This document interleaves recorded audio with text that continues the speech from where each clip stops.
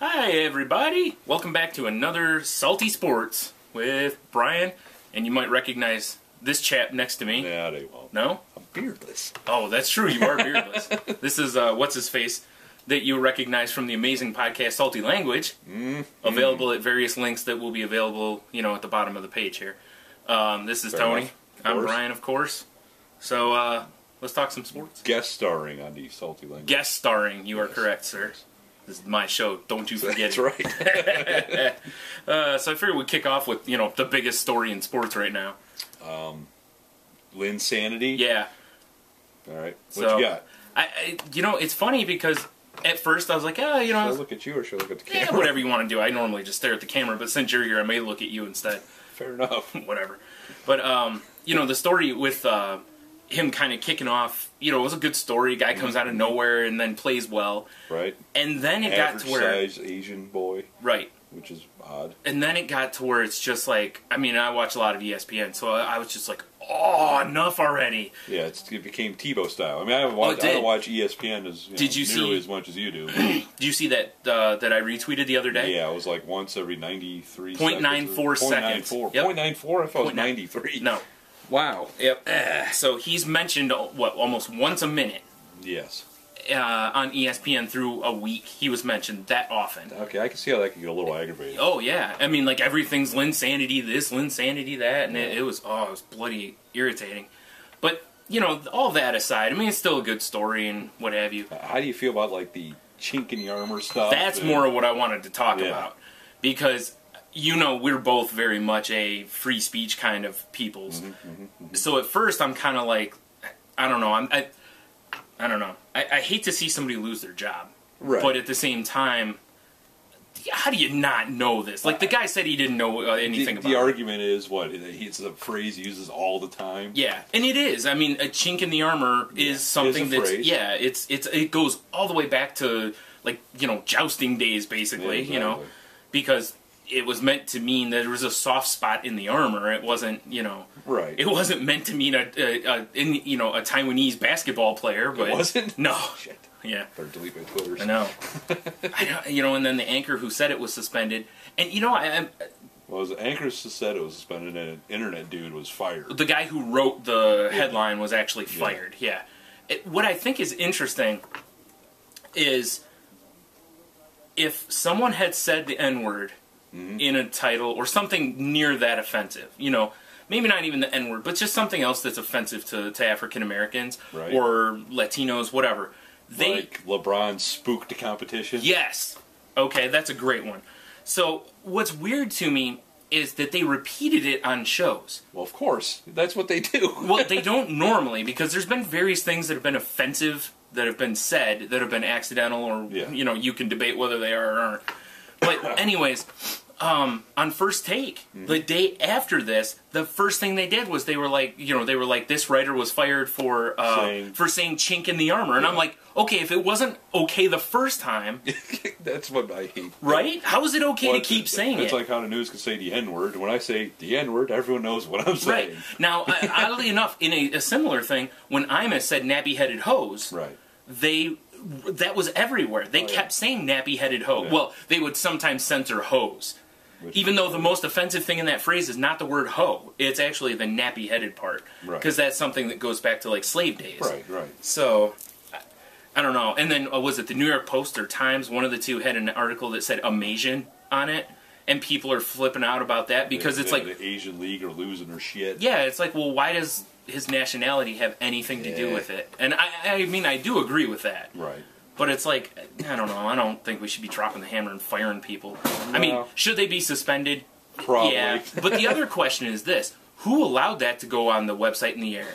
Because that writer, you know that writer doesn't have carte blanche to just put it right on the site. I think the website guy, here's the theory. Because it was on ESPN.com. It was on briefly, and then it was taken down. Yeah, for like a second. So, how do you feel if the guy that was writing it was like, oh, Nick's drinking the art, whatever the headline was, and someone, and he just said it because that's what he always says. Right. And then somebody works was like, really, dude? Yeah. And he's like, oh, shit, and took it down. Right. And if that's the case, I mean, I don't know. If the guy apologized, said he didn't mean it, I don't know. Maybe you give him another chance. Like I said, maybe you give him a couple weeks suspension, or like the anchor, Knock him off TV for a month or whatever. Done. You know what I mean? Knock him off for a month and then say, all right, we're going to...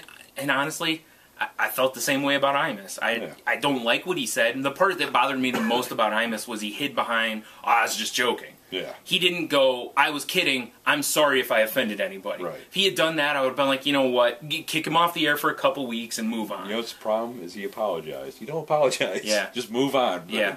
Well, and that was the thing is, he didn't apologize until there was like the giant uproar off of it. Yeah. And I don't know. There's various things like this where someone exercises free speech, but they unfortunately offend someone, and we are pretty sensitive. No, I don't like the fact the Asian League are trying to turn chink into the C word. Yeah. The C word's already taken over by content. There is that, yeah. I agree. I don't know. Stephen A. Smith the other day on First Take had a little diatribe that I kind of agreed with. Some of it I did, some of it I didn't. To where he was like, we're at the point now that we're so sensitive to like everything that maybe we should be just forgiving. If someone says something and then apologizes, let them have... Let it go. Let them have one. Well, look, kind of, you know what I mean? Like, hey, all right, you said something offensive. Yeah. You apologize saying you didn't know. Now, this one's tough. Because how do you not know chink is an offensive term? I you know what I mean? I think he knew what he was doing. Yeah, you know what I'm saying? Everyone's trying to come up with their stupid, amazing. Yeah, everyone's trying to get their headline. Yeah, exactly. I mean, that'd be like somebody who's Latino, winning a swim meet and them saying something about him having a wet back or something. You know what I mean? It's like, come on. And it wasn't on a refrigerator box. Yeah, it's like really, yeah.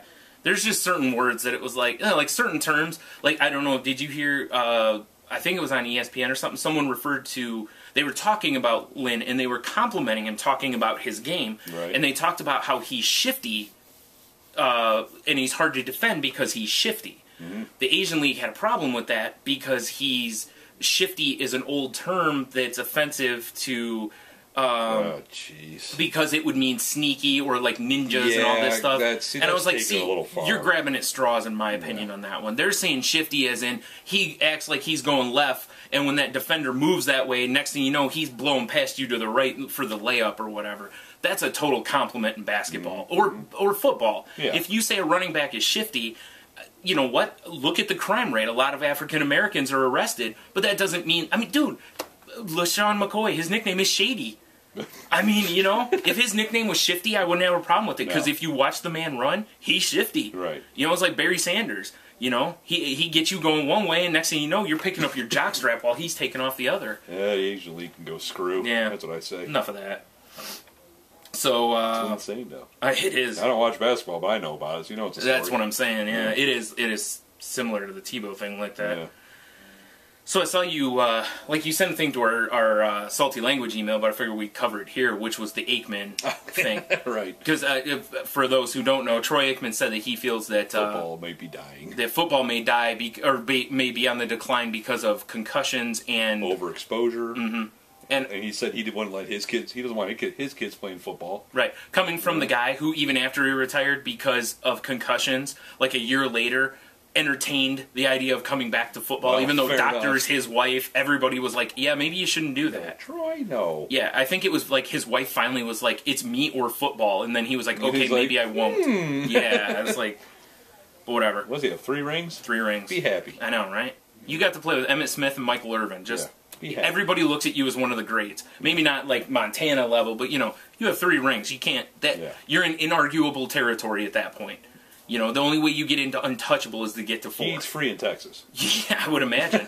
Yeah. So, but I think he's crazy. I eventually the NFL will be on the decline, because it's the old what goes up must come down. No, I don't like the fact that... I do agree with the overexposure. A little bit. I like Sunday and Monday. Yeah. It's like Thursday and then Saturday. See, it doesn't bother me. I love that stuff. But you're right. It starts to get on my nerves. But it's at the point now that whether it's the pros or college, every night of the week there's football on. Yeah. Or almost every night of the week. Because Monday you got the pros. Mm-hmm. Usually Tuesday, Wednesday you've got like ESPN carries like MAC football and that kind of stuff. Right. And then Thursday, partway through the season, but I think they're going to start extending it further forward. It's going to be Thursday NFL. Friday you have some college. I don't mind Saturday during the playoffs. Right. Saturday. Well, they have like 1 or 2 weeks where they have Saturdays and then Saturday But otherwise Saturdays generally your college football. Fridays are also high school football if you're into that. And then Sunday obviously you go back to the pros. So football pretty much encompasses the whole week during football season. It's, so it could. I don't know. I mean, as long as the product stays high, it's going to be tough because people love their football, If they could figure out the head trauma issue, and then let them play like they should be playing, I think they'd be. I do agree with him a little bit on that because parents are going to look at that and go, "Hey, I don't really want my kid, risking injury like that, blown the fuck up in the backfield." Well, especially when you think about, I was going to say when you're thinking about it before, because a lot of high schools, man, I read, was it a year or two ago? I think Sports Illustrated had an article saying that almost most high schools' equipment is like 10 to 20 years out of date. Oh, Jesus. And think about in the last 5 years. Bounce, though. It's fine. Think about in the last 5 years where we've come with, concussion diagnosis and all this. So, it's, I don't know. But otherwise, man, I don't know. The NFL is hot shit right now. It's the hottest game in America. It's America's game. It is, yeah. So... But also on football, did you see Randy Moss says he's ready to go, can come back, score double-digit touchdowns? I missed that. Yeah. For who? That's the question. Cause isn't T.O. playing arena football? Something like that, because he's part owner, Well, still. Yeah. But... It's interesting, because it's like, they were talking on TV, and I'll ask you, if you had to choose between, and we'll say everybody's healthy. Okay. T.O., Randy Moss, who do you take? I'd probably go Randy Moss, because T.O.'s like poison. He seems to kill the teams he's attached to. Yeah, he does. See, the funny part about Moss, though, is that Moss admittedly doesn't go hard on every play. Yeah, that's true. That's one thing no one's ever accused T.O. of giving up on a play. Yeah. He goes for it. I mean, I'll give him that, but you're right. The question is, will he stay on the field, or will he disrupt the team? Will he rot everything around him? Yeah. Like, you can't... Like the blight he is. Yeah, you don't want T.O. on a young team. No. I mean, otherwise the Bengals would have brought him back. Well, yeah. Because, with Andy Dalton out there, and we got the rookie on one side, we'll put T.O. over there, and we'll, that'll be... shit around. And I'll tell you, man, T.O. had been on that team and healthy. Who knows? Because he was productive the year before. Yeah. Randy Moss disappeared. Yeah, it's true. But he says he's back, and generally when Randy Moss is driven, I mean, the last time he talked like this was the year before he caught, 23 touchdowns? Yeah. So, I don't know. I'm curious to see if New England has getting up there any interest in him at all. I would say maybe not. The only reason I could see them is they don't have a down-the-field guy. What if Randy Moss said, I can help you beat the Giants? Yeah, no, he could. I mean, no, he can't because he couldn't when they played him before. Yeah, it's true. There's better... Vincent Jackson may hit the free agency market. Right. And, I mean, if you got to choose between... I mean, I don't know. Jackson didn't put up huge numbers last year, but he's young, he's tall, he's fast, Mm-hmm. But, I don't know. I just think it's an interesting thing that two of the statistical best receivers ever could both be willing to play and not on a team. Not on a team. Yeah, that's my phone. Sorry. So, all right, we'll jump to another thing real quick here. Do you see, how about the Red Wings? Holy shnikes. You said 23 home games in a row they won. Wow, I didn't see that. Yeah. Oh, the record. Right. They They broke their franchise record first, then the most in a season. Now it's like the most in a row ever. So, at 23. They is the Wings. And, it's funny, like, they had their backup goalie who won, like, 6 of those in a row. Oh, nice. Like, Jimmy Howard was hurt for a little bit, and, oh, crap, I can't remember the guy's name now. Came in and filled in for Howard and won 6 in a row. So, I mean, they just lost Pavel Datsyuk for a couple weeks, so they may cool off a little bit. Cause, lose your best player, you may not. These things happen. Yeah, so. But, that's pretty damn impressive, though. You know what's fascinating to me is I have Detroit stations, right? Mm-hmm. I can't watch Red Wings. No, because they're on Fox Sports Detroit around here. It annoys me. Mm-hmm. I can watch them. Like I have the NHL network, and I'm like, ooh, Red Wings are on. Yep. Dink. Yeah. Oh, blacked out. Yep, because but they're nowhere else on my dial unless I paid for the Thunder Ice package. And which I'm not going to do. That's too much money. Yeah. Yep.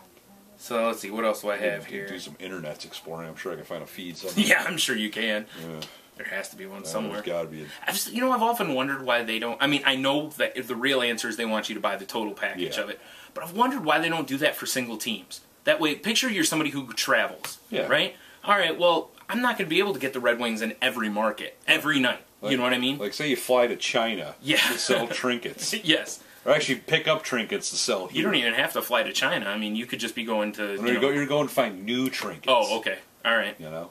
Yeah. And you're like, damn, Wings are on. And you flip open your laptop. Nothing. Or you turn on the TV and you got, I don't even know what they watch over there. Linsanity. That's what they're watching. Right. Good point. Yeah.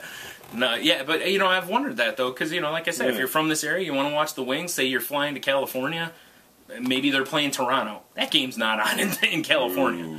You know, and so it's like, oh, I can't watch my team unless I just want to watch a little graphic of an ice rink and watch a little puck move back and forth. Which is the worst way to do it. It is, but I've watched them before, yeah. It's terrible. So, but, you know. The arrow move, they must be doing something. But they can charge, I don't know what. I mean, the package is, what, like $100 or something? Too much. You know, I mean, they could charge like probably $30-$40 just for one team, and I bet a lot of people would take them up on it. Yeah, because probably. I don't want to watch the rest of it. I mean, don't get me wrong. How about this? Not like one hockey, team, but what about like a conference package? That'd be fine, or a division, something like, sure. That'd be all right, you know. That actually might be the smarter way to go. That way you could probably do a half-price package or, like $40 and get the whole thing. You could probably watch hockey every night if you wanted to. Have it streaming on your phone or whatever, you know. Why not? Get all sorts of fancy this and that. Be like that commercial when the guys walk through and he goes from his TV to his iPad to his whatever the fuck. Yep. Yeah. So, I guess the last thing I got here is the Manny Ramirez coming back in baseball. Did you see this? No. Dude's almost 40 years old. He's facing a 50-game suspension for his second go-around with performance-enhancing drugs, allegedly. Yeah, because the first time he was caught with some, like, lady hormone thing. What? Yeah, and it masks steroid cycle. Oh, jeez. And then, so does it boost his estrogen? Basically, extra testosterone? Yep. And the second time, I don't remember if they revealed it this second time, but he was facing a 100-game ban last year, and he abruptly retired instead. Because that's classy. That is classy. So now he said that he doesn't want his sons to see him walk away from the game as a drug user. They already did. I know. So too late for that, Manny. He wants the last memory of him as says, the man ram. Manny being Manny. So now I guess he signed a minor league contract, to where he gets invited to spring training or whatever with the A's. And if he makes the team, it's like a $500,000 1-year contract. And I was like, the A's have been known for kind of budget dealing, but I was like, dude, what do you really think Manny's going to give you? I'll tell you this. Press. That's about Since the first time, when he was traded from the Red Sox to the Dodgers, his numbers were down. Mm-hmm. And when he went to the Dodgers for like the second half of the season, dude, he hit like 400. He was mashing the ball. And everybody was like, oh, he's happy now and all this. Then he got suspended for performance enhancers. You know why the A's want him? Because Manny doesn't step on his dope. It's all clean. Yeah, it's true. It's a good call. Good call. It's just interesting to me because since he got caught for that first time of performance-enhancing drugs, he's been shit. Weird. Yeah, go figure. All of a sudden, he can't catch up to the fastball anymore. Yeah, and he was always a great fastball hitter. So, and it happens. You get old, you can't hit. You lose your fast twitch. Jesus. Your fast twitch slows down, and that's it, man. Yeah. You're done. That's why most of the time, by the time someone's 40, they're done playing baseball. That's why he's got to get big gulps of HGH in him. Call up Sylvester Stallone. Yeah, exactly. See what you can get done. Get that Stallone cut. So you can go have shoulder surgery with him and Arnold. Did you see that? I did see that. With a bunch of dopes. I'm sorry. I had one last thing here. Oh, geez, Brian. Did you see? All right, so Tiger Woods is playing an event this week that's a match play, head-to-head. Mm-hmm. And the guy, I forgot the guy's name. He's against the first round. Some nobody. Anyways, he made a comment. They asked him if he was nervous about playing with Tiger, and he said no because Tiger's beatable, which is not the first time that's been said in the last couple of years, And it's totally true. Yeah. The field is not afraid of him like they used to be to where it was like, oh crap, Sunday's like 2 shots behind you or he's right there with you. You just soil yourself. It makes you wonder if a lot of his winningness came from just that mental game. It had to. People are like, oh God, it's Tiger. He's wearing his red shirt. I'm doomed. Tell me you wouldn't have shit your pants during that time. You know what I mean? Even if those guys are all confident in their games, but You know what I mean? It's like somebody who's going to be guarding Michael Jordan. It's like, you're good, but he's the greatest, or one of the best. And Tiger's, I don't want to call him the greatest because statistically Jack Nicklaus has, the numbers. But it's so odd how somebody can be that mentally tough to not mentally tough like that. And And now he's free to do all the random chicks again. He can again. bang whoever he wants. Yeah, now. And you think by now he'd just be like laying his seed all over the country. He probably is. You know, like all over Maybe the backs that's of. The problem is he doesn't have to be discreet anymore. Yeah, he doesn't have to be sneaky. Yeah, you're right. He's like, I don't have to worry about it. He's driving around in a golf cart with just a big bag of ice on his garage. Yeah. This is terrible. Do you have a vasectomy? Nope. Overuse, baby. Overuse. Oh man, how the mighty have fallen. Yeah, you got. Boy, that was a lot of that too, man. Between Manny and Randy Moss and Aikman and Tiger. Downfall. Some big time names there. Random ESPN guys. Yeah, random ESPN. Yeah. So, all right. Well, I think that's it. That's all I got. You got anything? No. It's your show. Sign us off. All right. Well, yeah. Stay tuned for, make sure you check out Salty Language on iTunes. And like I said, various links will be available on the YouTube page. Facebook. Or if not, check us out on Facebook. You know, like I said, the links are on there. Links. Watch our other videos, comment, like us, tell your friends, please. Yeah. Post this shit, too. Word. Word. Share.